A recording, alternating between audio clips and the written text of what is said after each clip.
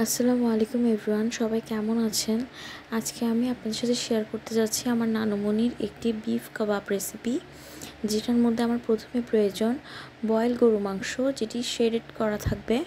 দেন 2টি মিডিয়াম সাইজের আলু নিয়েছি আমি, যা বয়েল করে ম্যাশ করে নিয়েছি। সেখানে আমি একে একে পেঁয়াজ কুচি, মরিচ কুচি, হলুদ, জিরা গুঁড়ো, মশলার গুঁড়া, মিশালো মশলার গুঁড়া, দেন গোলমরিচ গুঁড়া, লবণ এসব অ্যাড করার পরে একটি ডিম দিয়ে দিব বাইন্ডিং হওয়ার জন্য। দেন ভালো করে মিক্স করে নিব। এতটা ভালো করে মিক্স করতে হবে যাতে এটি ফাইনলি নিড হয়ে যায়। দেন আপনারা আপনাদের প্রিফারেন্স অনুযায়ী যে যার মতো করে শেপ দিতে পারেন।